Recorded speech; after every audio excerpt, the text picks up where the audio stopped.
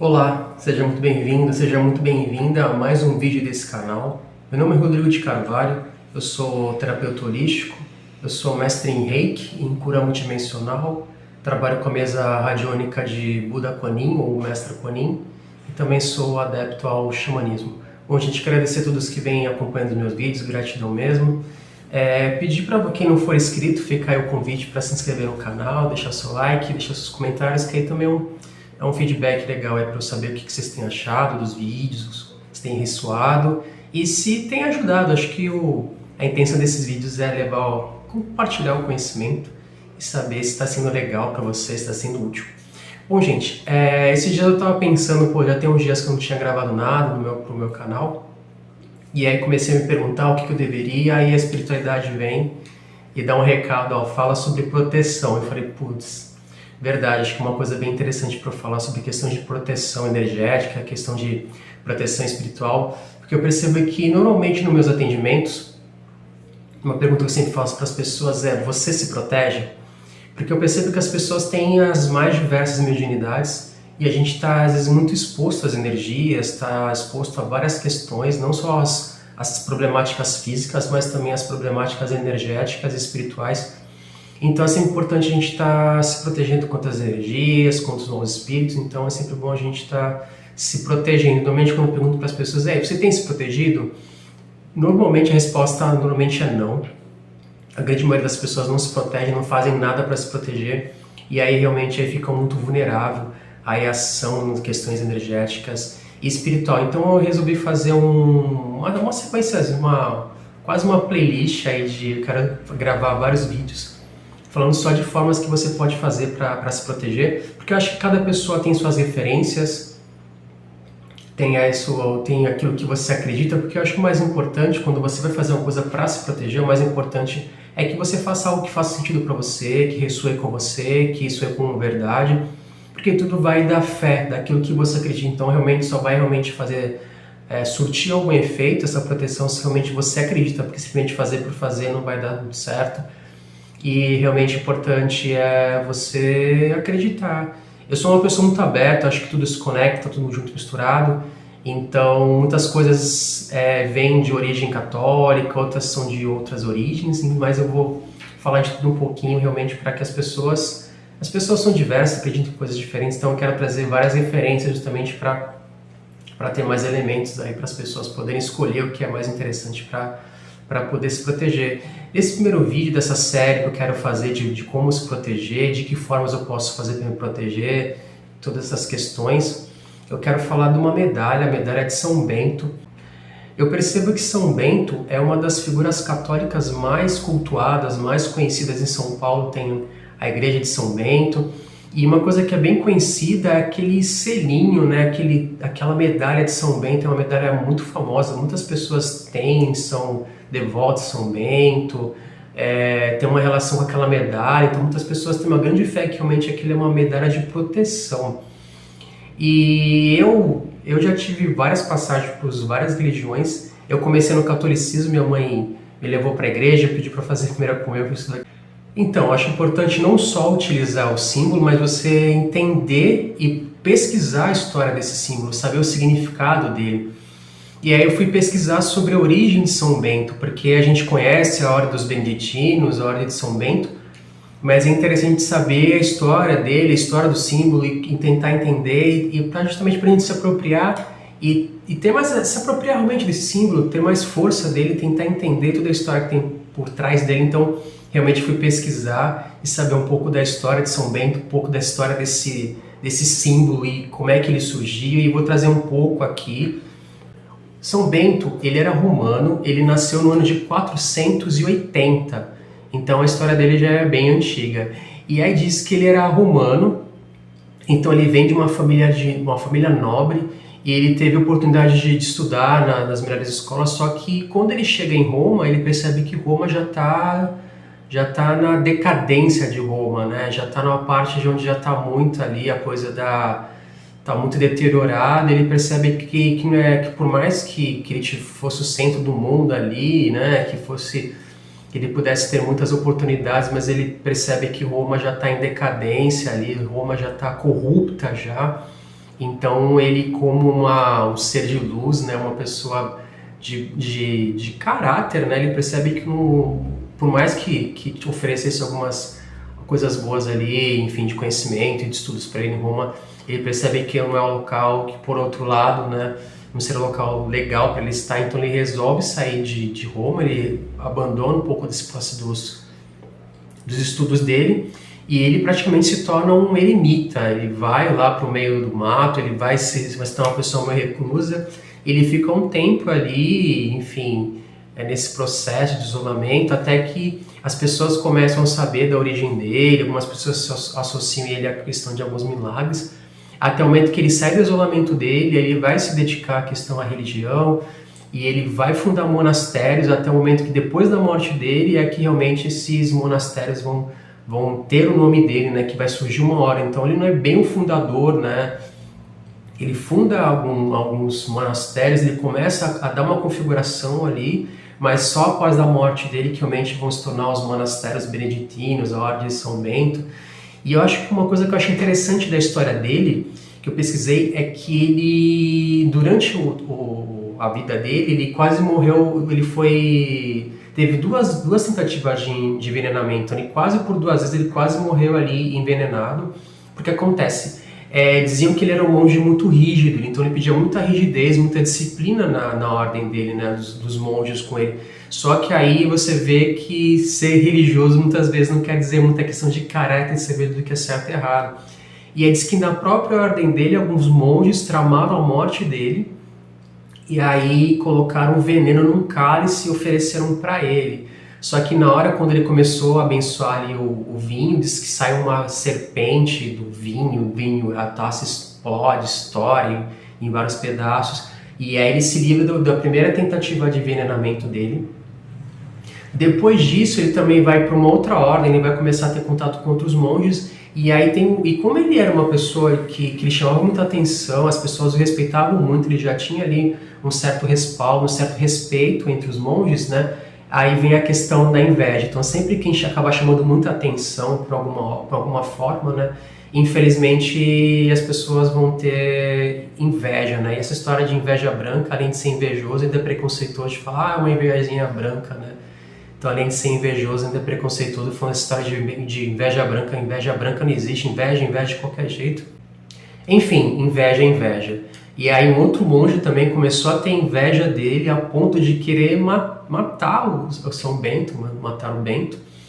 E aí resolveu envenenar um pão dele e oferecer esse pão para que ele comesse.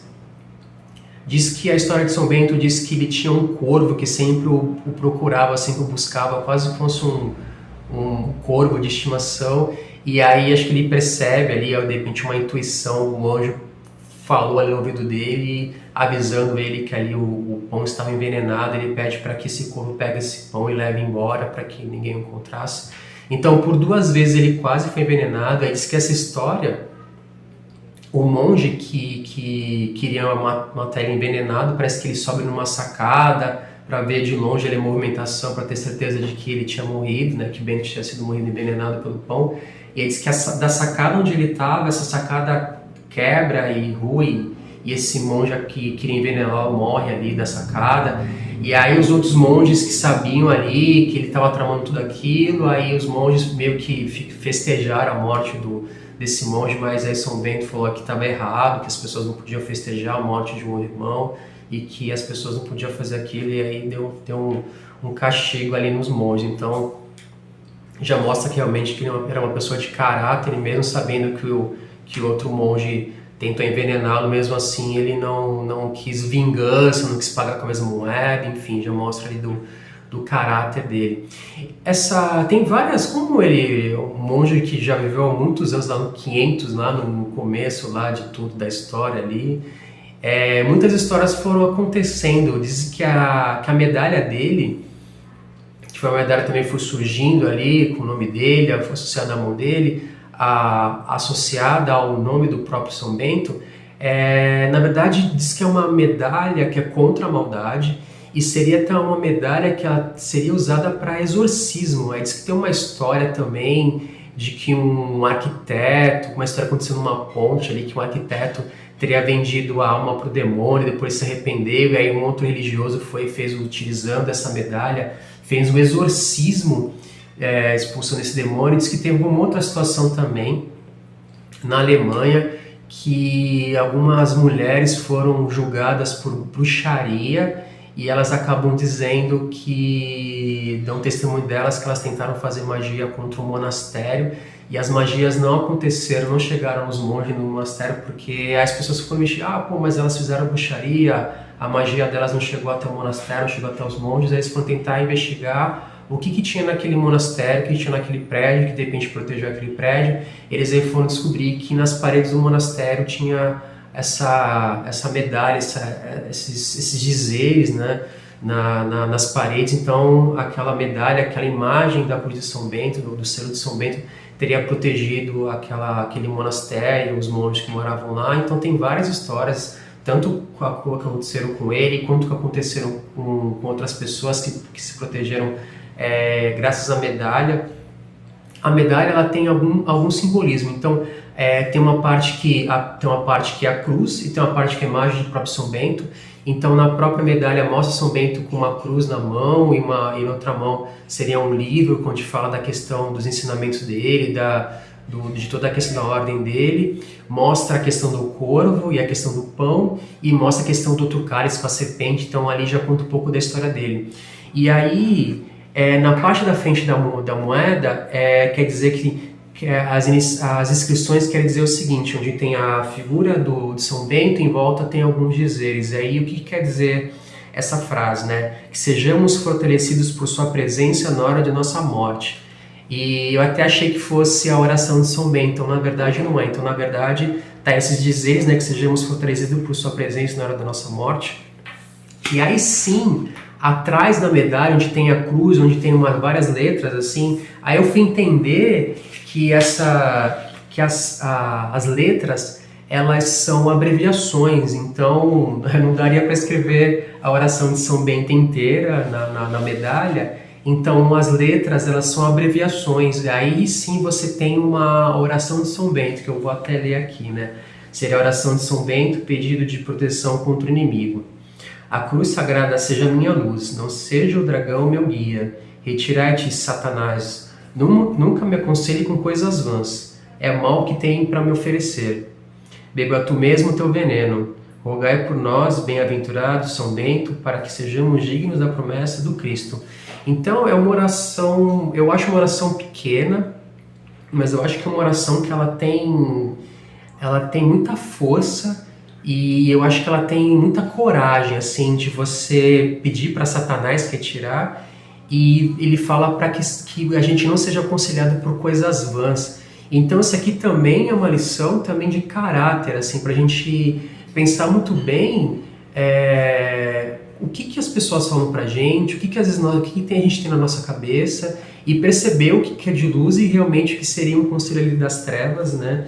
Então ele fala assim, beba tu mesmo o teu veneno. Então, que nem quando na própria história dele, quando ele ficou sabendo que o monge que tentou matá-lo envenenado, ele em nenhum momento ele falou mal do monge, ele se voltou contra o monge, desejou mal a ele. Quando ele viu que os outros estavam falando ali, até agradecendo pela morte do monge, ele foi lá e já pediu para...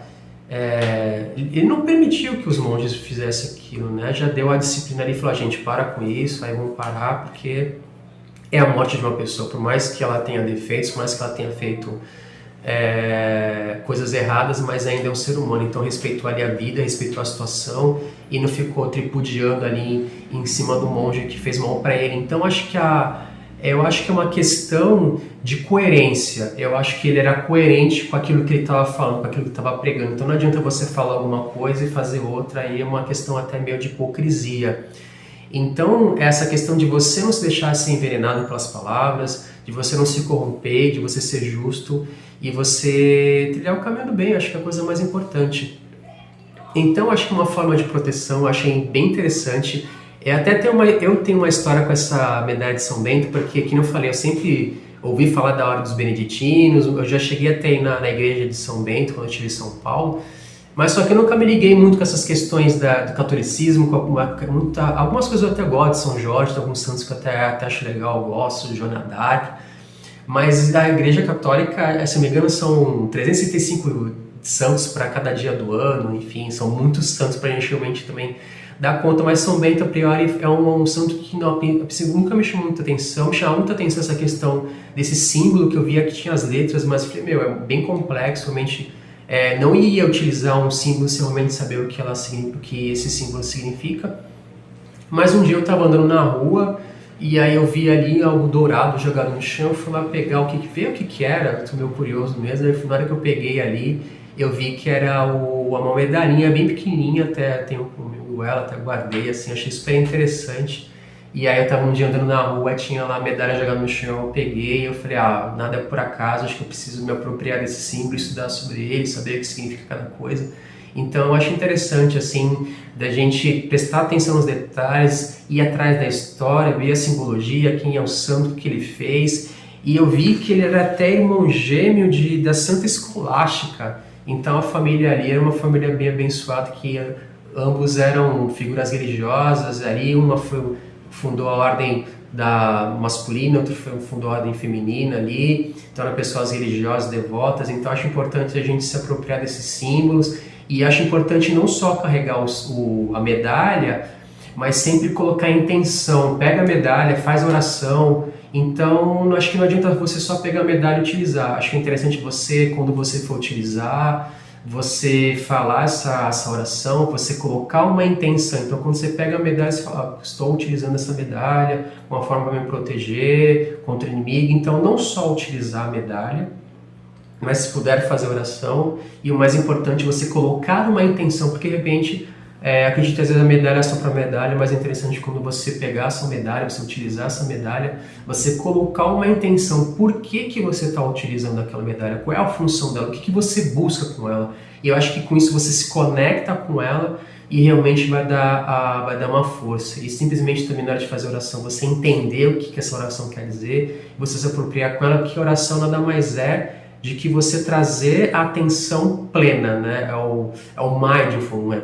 Quando você ora, a intenção é que você se desligue do externo, daquela coisa dos pensamentos que a gente tem. Então, oração é o momento de você se trazer para o presente, você se trazer para você mesmo e você se conectar com algo superior. Então, às vezes a gente só fica falando, mas entender o que está falando e realmente você parar naquele momento para você se conectar com a energia, você pôr a energia e realmente que ela seja eficaz. Então, fica aí a dica de proteção, a medalha de São Bento. Então, procurem na internet, procurem nos livros, procurem nas igrejas aí mais informação sobre São Bento, que aí tá, o conhecimento está aí, então cada um que busque aprofunde mais aí o conhecimento com São Bento. Então, gente, gratidão. Se você não é inscrito no canal, inscreva-se, deixe seu like, deixe seus comentários aí, gratidão, gratidão, gratidão.